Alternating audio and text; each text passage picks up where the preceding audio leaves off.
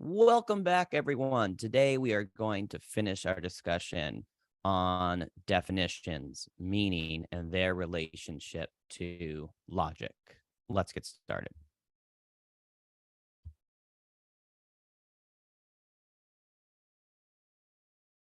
So last time we looked at several sorts of definitions. We looked at definitions that were stipulative, lexical, precising, that tried to rid the definition of vagueness, theoretical definitions that are based on some kind of philosophical or scientific theory, persuasive definitions that are rhetorical, that are very loaded. Today, we're going to continue our discussion and look at different types, different categories of definition. And this first sort are extensional definitions, which are also known as denotative definitions. So extensional or denotative. And in some circles or other textbooks, these are known as definitions by example. So sometimes the easiest way to teach someone about something is to give them an example. Give them an example. The same thing goes for words. Sometimes the easiest way to teach someone what a word means is to give them an example, is to give them an example of something that the word denotes. That's why this batch is called or counts as denotative definitions. And the reason why they're also known as extensional definitions is because for many words, if not all, there is an extension. There's the word, and that word, in a sense, extends out into the world and denotes a class of things. So that's the reason for the name. So extension or denotative definition, it assigns meaning to a term by remember, a term is a word or group of words that can serve as the subject of a sentence. So just as a quick reminder, yes, all terms are words, one word or a group of words, but there are some words like verbs, for example, like swimming. That swimming's a word, of course it is, but it doesn't count as a term. And so we're in logic, we care very much about the definition of terms. If this were a general class in linguistics or language, we would care about all different parts of speech and different kinds of words, adjectives and prepositions and verbs and adverbs. But when it comes to logic, because we're going to look at the relationship of different classes or categories of things, that's going to be limited to terms. Assigns a meaning to a term by indicating the members of the class that the word, the definiendum, denotes. And sometimes you just point it out. You just demonstrate the word by pointing. So this is known as a demonstrative or an ostensive definition. Sometimes you will just give an example by listing, not by pointing to it, but just by listing it, by enumerating one or more of the individual examples. And then sometimes you'll give an example that's really a subclass of the term. Now, it's funny that we're talking about definitions by example in general. It's funny to me because this sounds very abstract in general. But once I go through examples, it'll become very clear. You know that I like to teach with examples. I think that's the way to go. And a lot of times I'll start with the example because it's so concrete. This time I didn't, and it tickles me a little bit because I probably should have started with the example. I'm teaching about examples without giving an example. I'm going to, but I started without giving examples. just as a small little logical historical note, uh, extensional or denotative definitions are also known as the referent or the reference of a term, per the philosopher, the logician Frege. Just wanted to say that. You don't need to know that for an exam or anything, but just FYI. Okay, let's get clear about this. So if you have been sort of following, but not totally following up until this point, this is where it's going to get crystal clear. Take the term planet. Planet. We all know what a planet is, but let's say you're teaching somebody who doesn't know what it is. Maybe someone who's learning English, or a kid, or maybe you just somehow went many years of your life and you just never, well, what a planet? I don't know. I don't know what that is. Well, you might say, well, planet, and you might get out a telescope and you might say, look in the telescope. We might point to the night sky. Yeah, see that thing? See, there's all these stars, and then that star is kind of orangey red. Well, that's actually a planet. So you might point to Mars, let's say, or that bright, what looks like a star, looks like a bright star. That one, that's actually a planet. It's not a star. That's Venus. Like, a lot of people mistake Venus for a planet. Sorry, for a star, because it looks like a bright star. So that's you're demonstrating. That's definition by example, by pointing, by ostensively. That's what it means to ostensively, by pointing. Planet. And sometimes you just give an example, right? Planet like Jupiter, Mars, Earth. That's what we do. Probably the most often we don't point. Well, I mean, I guess it depends, but a lot of times we just list examples. You can list one. You can list more than one. So this is an example of an enumerative, extensional, or denotative definition. You name them individually. And sometimes you might say, you might give examples of planets that are not individual planets, like Jupiter, Mars, Venus, Pluto. See, now that's where definitions get interesting, because it's like, when I was a kid, Pluto was counted as a planet. And for many of you, some of you might be young enough that you grew up learning that there were 8 planets, and I learned that there were 9. And so it's kind of like, wow, do our definitions shape reality? Well, the answer I would give is sometimes they do, but not always. And when it comes to the natural world, we tend to want definitions that capture the way it is independently of us. And planets, planets are there whether or not we think about them or talk about them. And so it wouldn't make sense that our language kind of controls the universe or the solar system outside of our planet. So what happened with Pluto is just, it was so far away, we kind of had to take a stab at what it was. And when we had less information, we went on what we had, and I was like, well, yeah, it's like the other 8 things in the solar system. But then as our technology got better and astrophysics got better, and our knowledge of the solar system got better, we learned that, there are lots of things that are pretty similar to Pluto. So the problem, in a sense, you can play around with definitions. This relates back to stipulative definitions, where it's like, really, in one sense, there are no rules, or there's a lot of flexibility, or we get to define words how we want. And then there might be some like social pushback, so like tomorrow, if I wanted to change the definition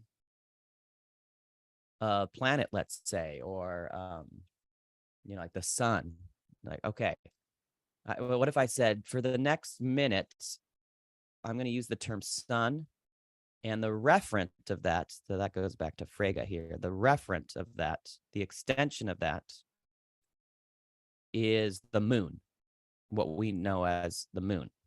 And of course, in a sense, I have the right to do that. But that might not, that probably won't be very useful in practical conversation because I'll just confuse people. So I'll say, maybe tonight, I'll be like, wow, look at the sun. It's so beautiful. And people will be like, what are you talking about? It's nighttime.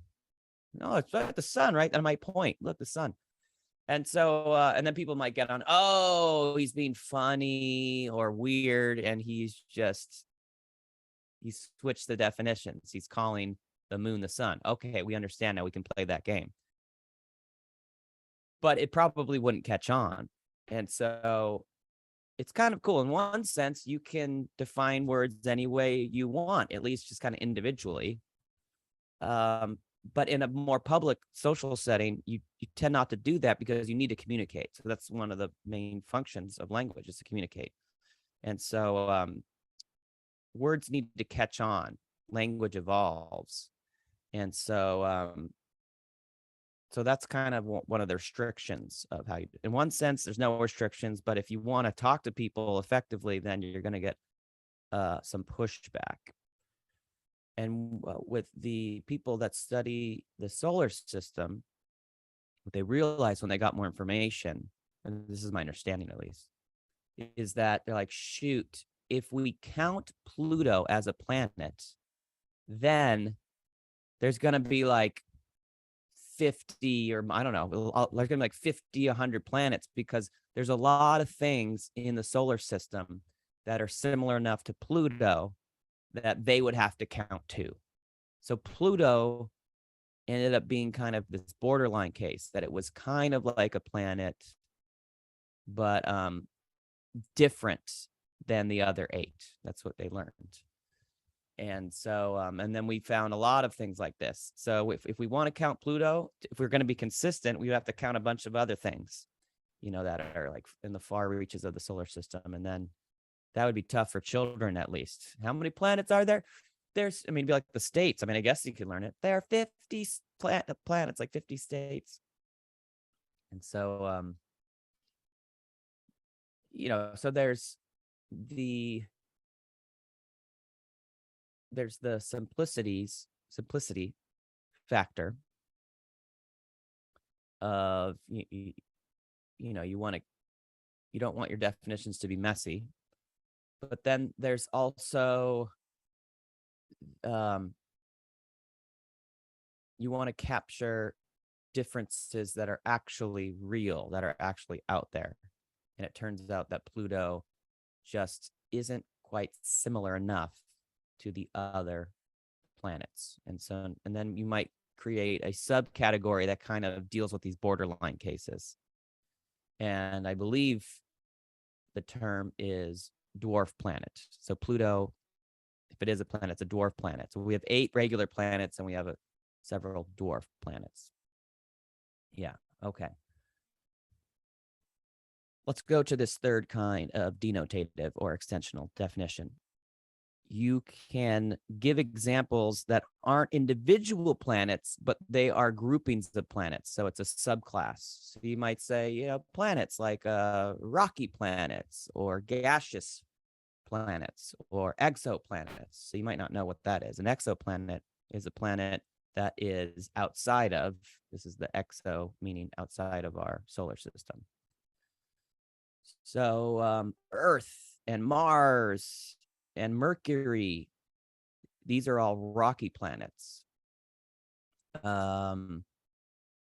Uranus and Jupiter and Saturn, those are gaseous planets. And then, let's see, do I know any exoplanets off the top of my head? I can't think of any, but we've discovered tons of planets outside our solar system. They're in our galaxy, but they're not in our solar system. And so those are planets, but they're exoplanets. So these aren't individual planets, they're groupings of planets. All right. We are going to practice with this, but I think we're gonna do. Yeah, I mean we could do these two. So I'm jumping ahead a little bit. So this is 2-4 Roman numeral 4. So a demonstrative definition for the word sky. Okay, so which one is that again? Oh yeah, that's when you just point to something. So it's hard for me to do this over on this video lecture, but it'd be like sky. So I'm pointing it outside my window that you can't see. So that would be it's just it's what's weird about this, it's weird having you submit this for homework is kind of strange because you could type out someone pointing to the sky, but in a sense that's referring to the pointing. It's not the pointing itself. That's kind of interesting, isn't it? I guess you could upload a video of you pointing to the sky, and that would be pretty good. Although that still might not be. You might be that's like a video capturing of the definition, but it's still not the thing itself. Like a video of you is not you. So like you could die, and there still could be a video of you, and doesn't mean that you're alive. So this is kind of this is almost in a sense impossible to turn in, unless everyone, we could do it in class if we were in person. This is very, very interesting. And so for 4, you have to do all these 1 through 7, but we'll do just a couple here. Definition by subclass for the word sport. So if you gave a enumerative definition of sport, then that might be, basketball, football, baseball, soccer, fencing, ballet, if that counts, whatever. There's some borderline cases like bowling, darts, UFC, fighting, boxing, shooting, billiards, borderline cases. That's fine. Those aren't subclasses. Those are individual sports. So that would be an enumerative definition of sport. So subclass, we want groups of sports. So snow sports, like in the Winter Olympics, that's a subclass. So that's like skiing, snowboarding, ice skating. Water sports, so swimming, water polo. What would be some other classes of sports? Sports where you use hand-eye coordination sports, or sports where you use your hands. So that would be like I don't know, football, basketball, but not soccer, at least not so much. Like the goalie can use their hands. What would be another subclass of sport? Electronic sports, maybe. That's where definitions get interesting, and there's a philosophical debate. Esports, if they count as sports, it's a growing phenomenon, especially with the web and the internet and platforms like Twitch. So there's a market for these things. So as people cut the cords and we go more to streaming platforms and away from just kind of regular broadcast network and basic cable, premium cable television, the old school networks, like ABC, NBC, Fox, CBS, they are kind of scrambling for ratings, because a lot of people, they're not watching TV in the normal way. They're watching it on their own time on different screens, their tablets and phones and whatnot, computers. And so, but still, live football, it gets the most ratings, or some of the most ratings for kind of regular TV watching. Well, and it turns out that there's a market and there are ratings for some of these esports. So these I don't go on Twitch so much, but I'm aware of it. But for Gen Z, which is a lot of you guys, there is a huge interest, and people will just watch the Twitch stream, someone just playing a video game live, and it's interesting. And there's the competition aspect to it. And, there's not the physical component, or at least not as much, do you have to be in good shape to be a gamer? No, or not nearly as much. there might be some overlap. Think about like race car driving. Is that a sport? A lot of people say yes. A lot of people say no. Do race car drivers have to be physically fit? Well, it turns out my understanding is that they do. They need to be in great physical shape. Like they need to do cardio. And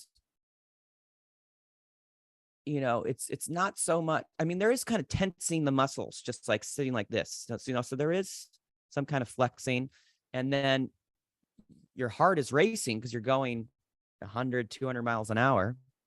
And when your heart's racing, that's a physical aspect to that. So I guess if you could keep your heart rate low, which is just almost physically impossible, then it wouldn't need to be as in shape. But to get your practice with that low heart rate, that you might have to do some physical exercise. And then it's so psychologically draining and taxing, I imagine. And so, the mind and body are intimately related. And so if the body's out of shape, the mind also can be affected. So NASCAR usually counted as a sport. Anyways, this is where it's so interesting and very philosophical. And it's good to know at least these categories. So while we can have long debates about, is bowling sport, are esports sports,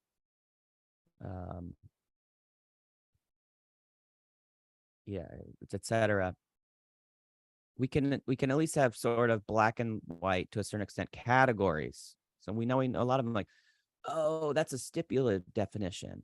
Oh, you've just given another word that means the same thing. We're going to learn about that synonymous definition. You haven't really told me, you haven't gotten to the heart of what the word means, etc. Okay. So that's cool. One little bit more about these denotative extensional definitions. They can be partial or complete. So like I said, when you're enumerating examples of planets, you could just give one. What's a planet? Like Earth.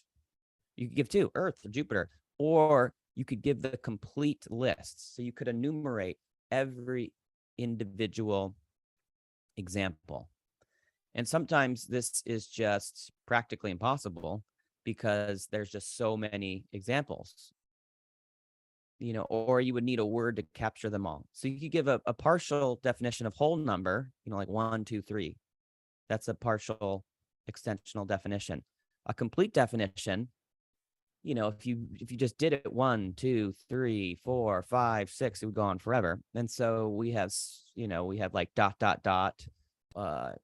mathematicians, they do this to express and on and on. You get the pattern, +1, integer +1,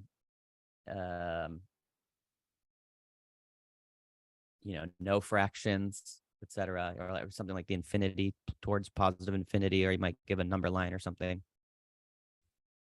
Continent, we can give a complete extensional denotative definition because there's 7 of them. So that won't take too long.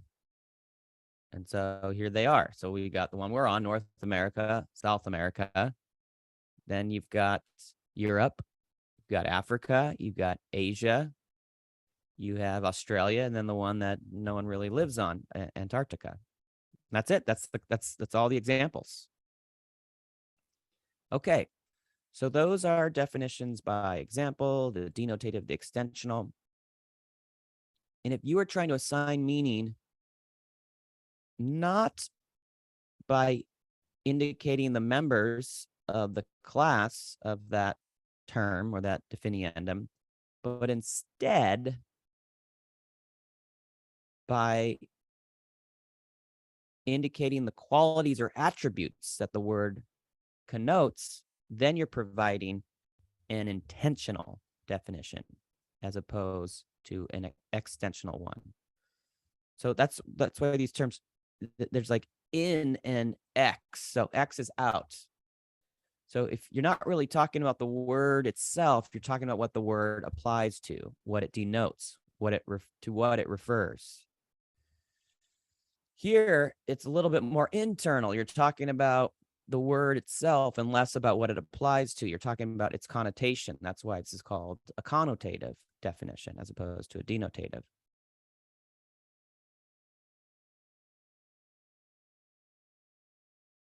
And for Frege, this is, let's see if I have it here anywhere. That's the sense of the word instead of the reference. So Frege wrote this book called Sense and Reference, where he wrote about logic and language. He's a famous philosopher, logician. We had 3 kinds of extensional definitions. We have 4 kinds of intentional ones. And by the way, denote, so down here, there's a note, denotative, connotative, denotation, connotation of a word. The author of our textbook is using these a little bit more specifically. For us, what it denotes is what it picks out in the world, what the word refers to, and connotative is the meaning of the word itself in terms of qualities or attributes. In more common usage of what's the connotation, what's the denotation, we might say, well, the denotation of a word is the dictionary definition, and then that word has certain connotations, which is sort of the subtext of the word.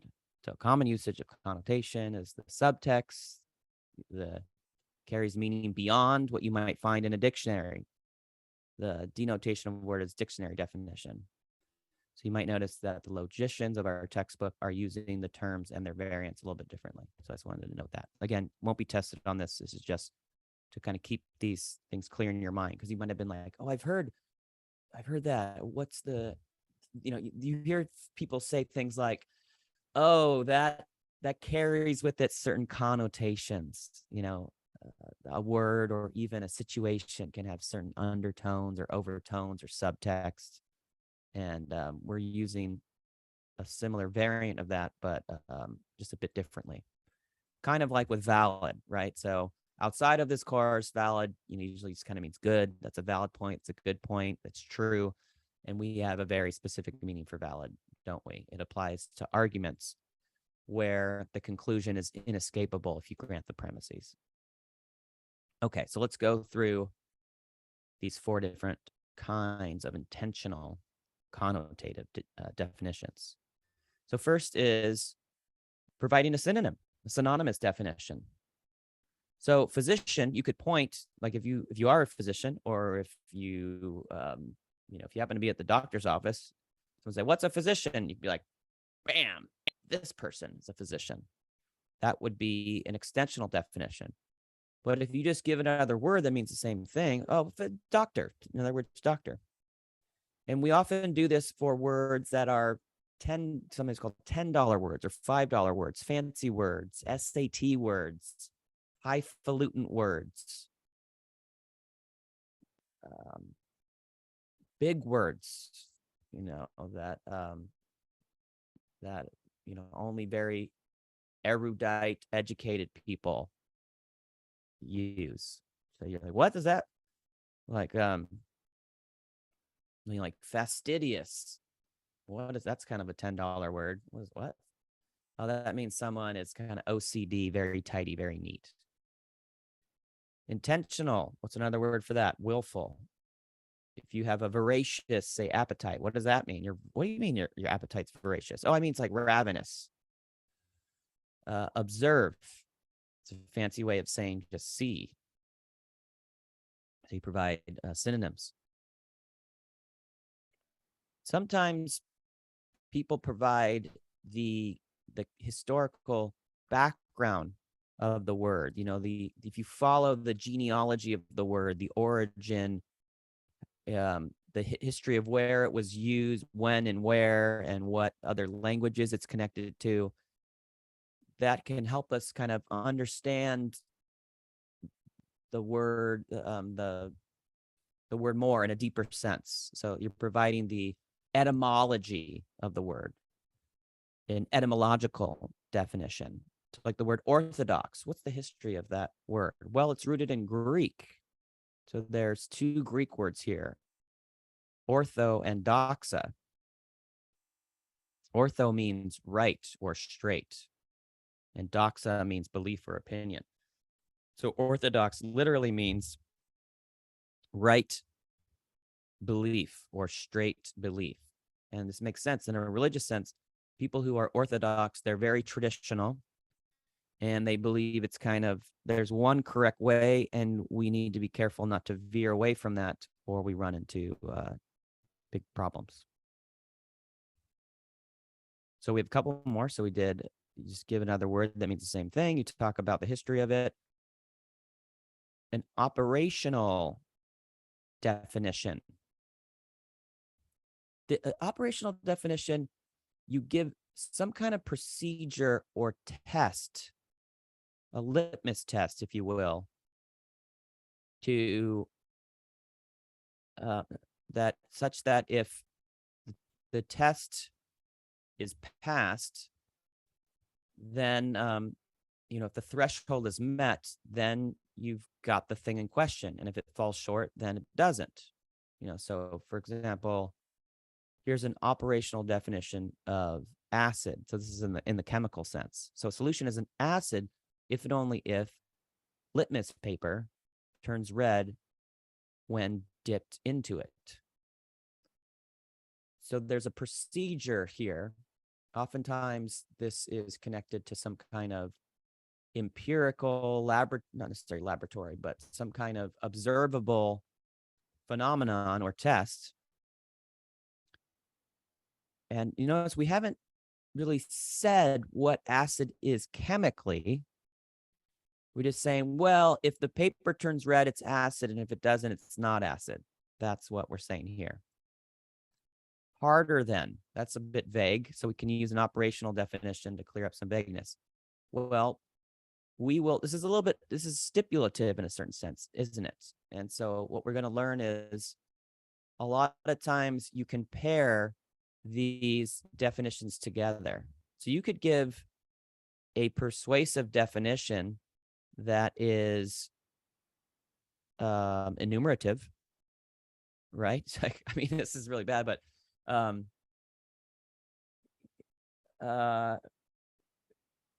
what's this is so bad. I don't know. This is like, this is really mean. So this is, I think of you want to know the meaning? It's like, okay, I'm just gonna go a little bit darker, but I won't do that. So you want to know what a doofus is, then like you point to your friend, so you're making disparaging remarks to them.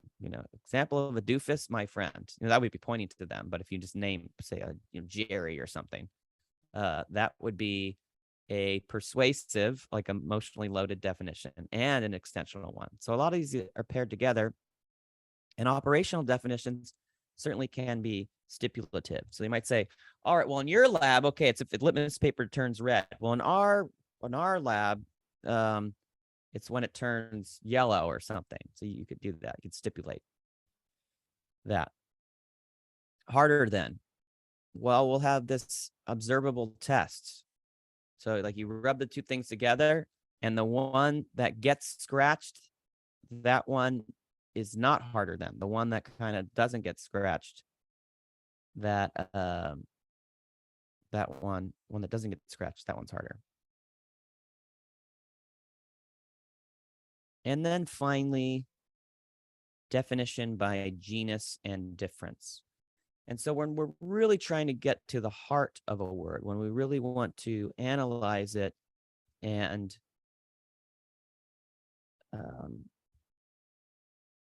wrap our heads around it and kind of understand it, I guess in the deepest sense, this is a really helpful way to do that. So daughter, you're not just pointing to a daughter. You're not just giving a synonym for a daughter. I don't know if we really have one in English. We might have a synonymous phrase, but at least for our text. By the way, so for our class, for our text that we're using, synonyms are limited to one word. So if you use a synonymous phrase, then that's actually not a synonym, at least for our class. Then you're really doing something else. You might be providing this. So daughter means female offspring. You might say, isn't this a synonymous phrase? Well, you actually you're talking about a so daughter is a type of offspring, and then you are qualifying what's the difference that makes daughters stand apart from other offspring. It's like husbands are men, but they're a specific kind of man. They are the married men. Doe, they are deer, so they fall under the category or genus, if you will, of deer. But we can be more specific. They're not just any deer, they are female deers. A fawn, those are also deers, but they are, baby deers or very young deers. A skyscraper, it's a building, right? It falls under the genus or category of building, but not just any building. It's got to be a very tall building. So right now you're probably, well, I guess you don't have to be, but you might be in a building. But are you in a skyscraper? No, because you're not in a very tall building. Notice we have some vagueness here, don't we? It's like, what is tall? Like if it's 8 stories high, that's a bit relative. That seems pretty tall, but 8-story building, not really a skyscraper, right? Now, look, this gets quite long, but it's still a definition by genus and difference. Tent means collapsible shelter made of canvas or other material that is stretched and sustained by poles. So collapsible shelter, or these are all the species. I haven't mentioned that. Actually, I went too far with collapsible. Just shelter is the genus. What kind of shelter? Well, a collapsible one. But you get more specific. There's lots of collapsible shelters, I suppose. Like I remember doing like a survival. We did like an 8th grade trip to Yosemite, and we did some kind of survival. I don't know about training, but some kind of survival exercise. And we went into the woods, and it's like, okay, if you ever get lost in the woods, you need to sleep. Here's how you make shelter. And it's like, okay, find like a pretty thick branch that is, like 8 feet long, and a diameter of 3 inches, something like that. And then lean it up against something, and then get a bunch of twigs and kind of rest those. And you're kind of making this sort of triangle shape, and get a bunch of branches that will fit, lean on there, and then you get kind of leaves, so that's your kind of shelter. But it's collapsible, right? Because you could just kind of knock it over. But what I just described, it's not made of canvas and stretched and sustained by poles. Yeah. So this is definition by genus and difference. Okay, so this time I actually started with examples of these 4. I gave examples of synonymous definitions, example of an etymological, an example of an operational, and examples of genus and difference. So here are the general definition. This is funny. It's like the definition of different kinds of definitions. There's something very peculiar that happens in language and when it comes to meaning and defining. And this is a phenomenon that is actually very perplexing to linguistics and logicians. And it really boils down to the issue of self-reference. What does the word mean? I want to understand, what does the word mean? And then to help me understand, you give me more words. So I'm using words to define a word. That is self-referential. That is like maybe meta is a term you might use to describe that. there's a circularity there, and we're going to talk about arguments that are circular, excuse me. Definitions that are circular can be troublesome.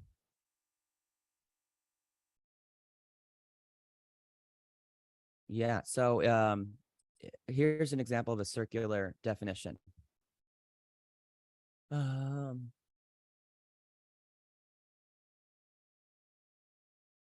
don't know, so what's a planet? Well, here's sort of an operational definition that turns out to be circular. A planet is whatever Neil deGrasse Tyson says is a planet. You might say he's an expert in the field. But notice you used the word planet in your definition of planet. That's a circular definition. So someone might say, okay, you are defining planet in terms of planet. So that second use of planet, what he calls a planet, what does that mean? And then if you don't say more, then the only thing you have left is to refer back to the definition you were given. So then the definition would become a planet is whatever Neil deGrasse Tyson identifies as something that Neil deGrasse Tyson identifies as something that Neil deGrasse Tyson identifies as, and it's just this loop that just continues. I just noticed that was kind of funny that I'm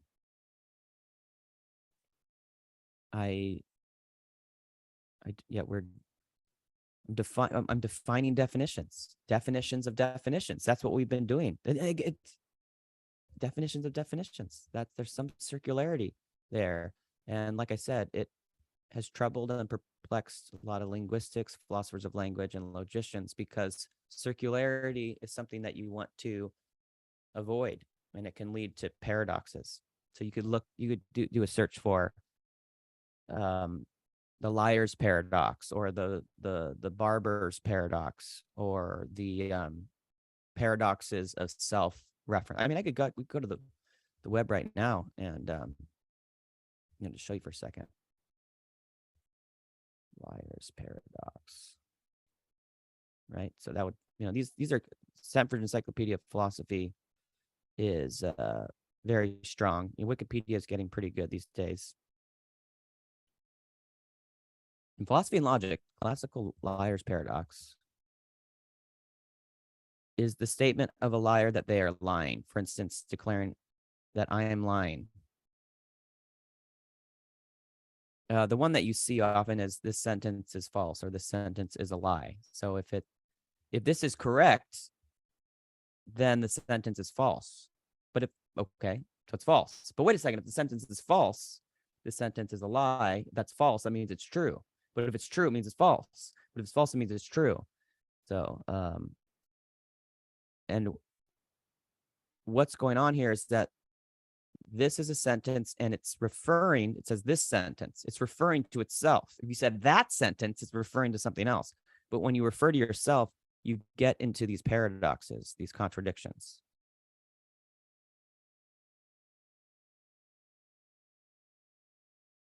Just looking to see if there's, the first logician identified liar's paradox as self-referential. Yeah, and they figured this out. Look at this, hundreds of years ago.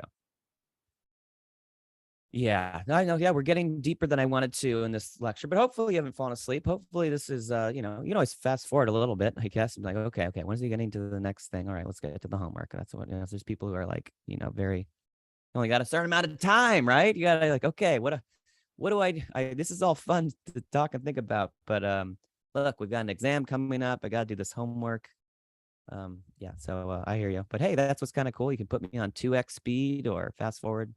I can handle that. All right. So what's the general definition of a synonymous definition? One in which the definiens, so remember, those are the words you use to do the defining, is a single word. See, it's a required single word that connotes the same attributes as the word you are defining, the definiendum. Okay, yeah, so that's just a general way of saying what we said, right? Where is it here? Yeah, this this definee ends is a one word that connotes the same meaning as this. Yeah, this definiendum. Etymological. They assign meaning to words by disclosing the word's ancestry in both its own language and other languages. Like, so the Orthodox has roots in, sometimes it has roots. Some English words have roots in other English words. So that's why it's own language. But Orthodox has ancestry in Greek. Operational assigns meaning to a word by specifying certain experimental procedures, right? So observable tests or procedures that determine whether or not the word applies or not. And then finally, definition by genus and difference. So you get the meaning of a term by identifying like what this word falls under, which category of things. That's the genus term.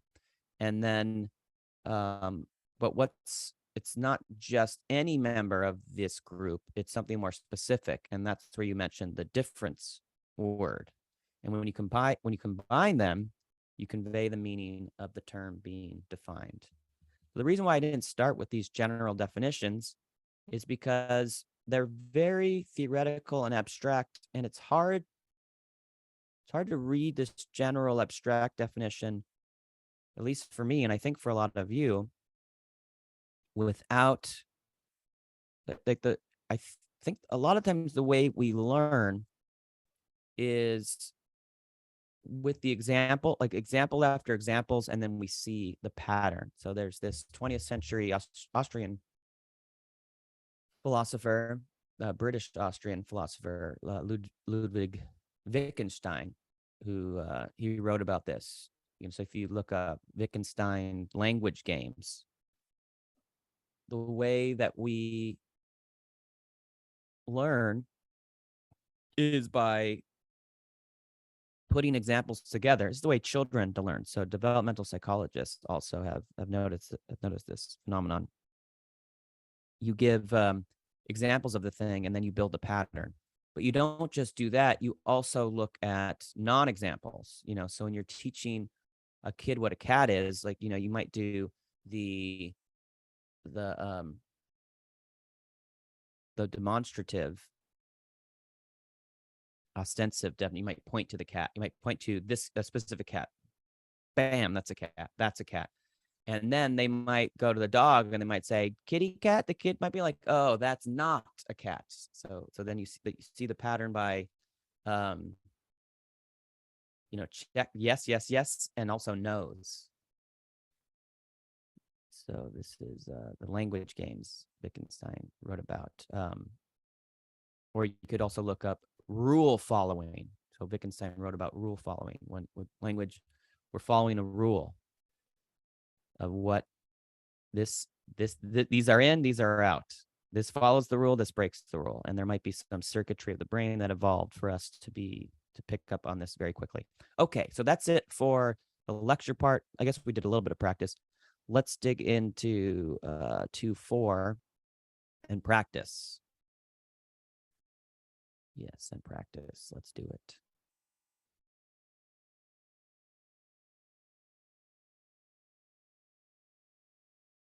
I guess I can go backwards here. So we did 1 and 4. We did 4. You also are assigned 2, I believe. So 2, 4, 2. So let's do one of these, and then we'll do 10 of, this is the big one. We'll do one of these. We did 1 or 2 of these. Let's do one of these, and we'll do 10 of these. Let's do that. Sounds good. Construct a complete enumerative definition for the following terms. So enumerative is just where you list individual examples. And we want complete ones. So for ocean, we don't just want to say Pacific. We want the complete one. So you have to give all the oceans. So what would that be? Well, Pacific. You could pause and think about it. Pacific, Atlantic, Indian, and then the Arctic Ocean. So that's the cold one in the north. And then to the south, there is the Antarctic Ocean, sometimes known as the Southern Ocean. So the two ones that most people know are Pacific and Atlantic, and then you have a smaller one kind of around India, the Indian Ocean, and then you got the top and the bottom ones. And then we did the continents, the 7 continents.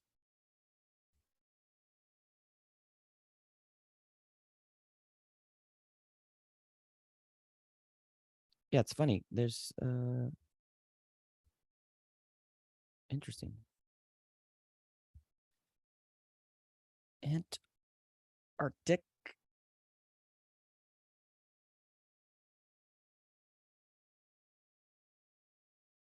What have we done wrong here?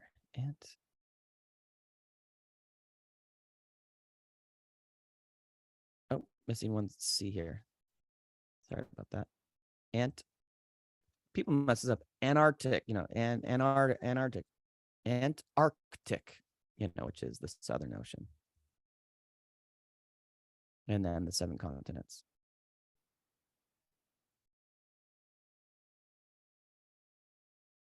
Yeah.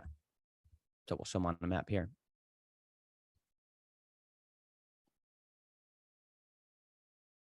Now here's one.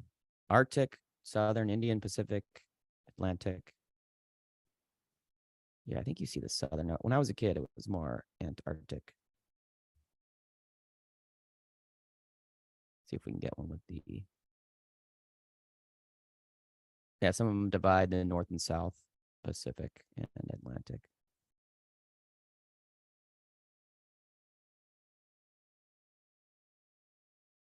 Yeah, you just don't see the Antarctic Ocean as much.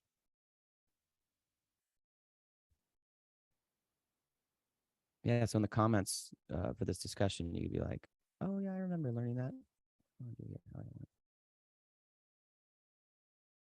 See if I can spell this time. Antarctic Ocean. It's going to say Wikipedia, and it's going to say in parentheses, yeah, Southern Ocean, also known as the Antarctic Ocean. Words evolve, like words that get outdated, or they're kind of based on something funny, or mean or offensive. Like, let's update the word. Sometimes it's to make it more accurate, sometimes it's to make it less mean. Like we renamed some mountains, I think. There was, I forget. Oh, I'm blanking. Yeah, there's a mountain that has a new name because it was named after a person that a lot of people didn't like. Yeah. Okay. So let's go. Yeah, practice. Okay. Let's do these 10 and then we'll call it a day. Determine whether the following are demonstrative, enumerative, definitions by subclass, synonymous, etymological, operational, or definitions by genus and difference. So we are doing the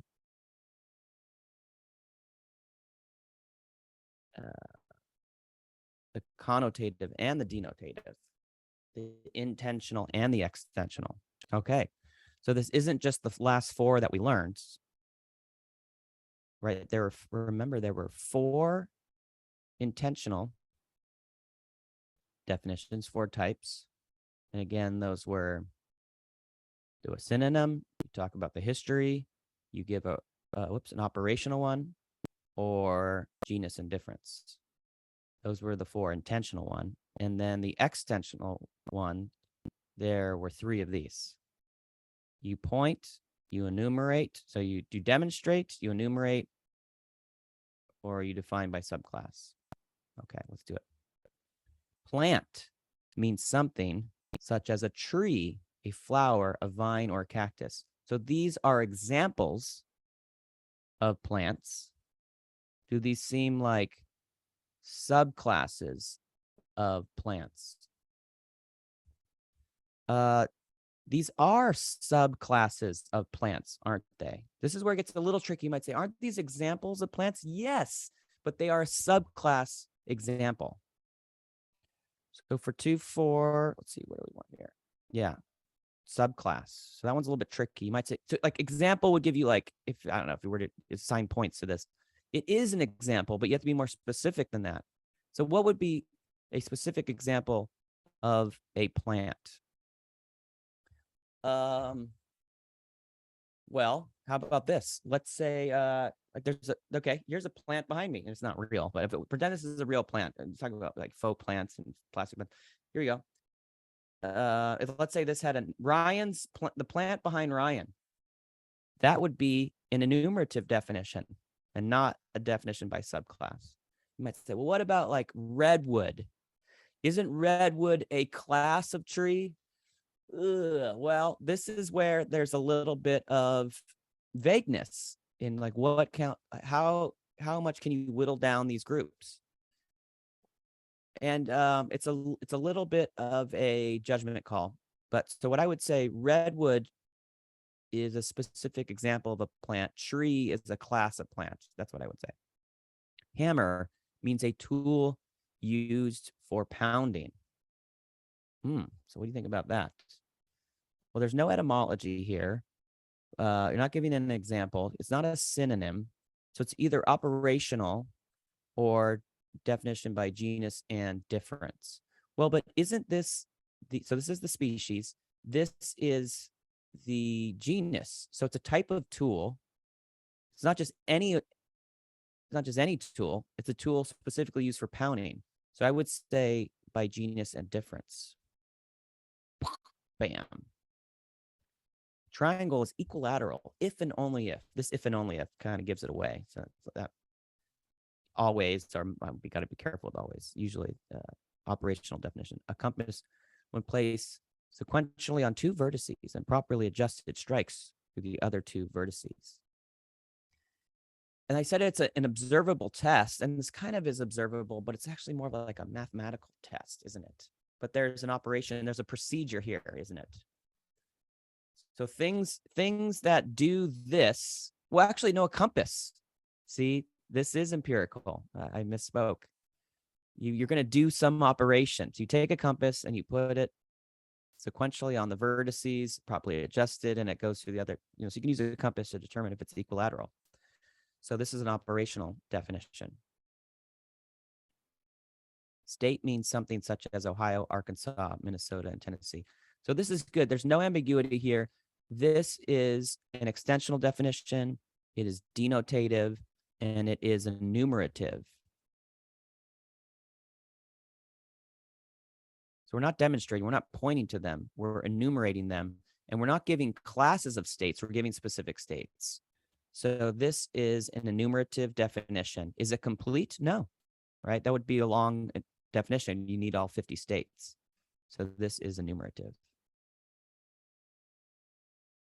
The etymological ones, those are kind of no-brainers. Angel is a word that originates from the Greek word angelos, which means messenger. All right, well, that's clearly the etymology, the history of the word, its ancestry.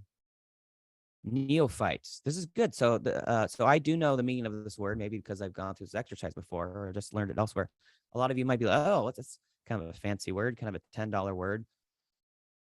You must be a learned individual if you're using neophyte. And there's some etymology here. So neo is rooted in, I think, Greek, could be Latin, and it means new, right? So that helps with beginner. And you're just giving another word that means the same thing. That's a synonym. So it's a synonymous definition. House means this. You see how when you demonstrate, it's hard. They have to do a picture. But again, this is not a house.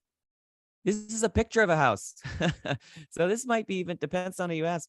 Technically, this is, well, it's demonstrative, maybe, but an incorrect one. Maybe technically, you'd have to point to an actual house. This is a picture.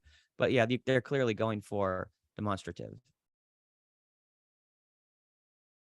Painting means something like Da Vinci's Mona Lisa, Van Gogh or Van Gogh, depending on who you talk to, Starry Night, Botticelli's Birth of Venus, Rembrandt's Night Watch. So these are all very famous paintings, probably some of the most famous ever. And notice you're not giving a genus and a difference of painting. Instead, you're giving examples. Are you giving classes of examples? No, you're giving specific examples. So this is another enumerative. And is it complete? No, you're not listing all the paintings. It is incomplete. Partial. So 8 is enumerative. Desert means something such. Oh, I'm just reading it too fast. No, two S's. Dessert. Remember the old trick? You want desserts, so you want more S's. Yeah, and desert, the landscape or the ecosystem is one S, of course. Dessert means something such as pie, cake, cookies, or ice cream sundaes. So these are examples, but you have to be careful because these are classes or subclasses of examples. So this is a denotative extensional definition, but it is by subclass of dessert. You're not giving specific pies. Pie is a category of dessert. It's a class of dessert. Subclass. Hot means for an electric iron that your wetted fingers sizzles when placed momentarily in contact with it.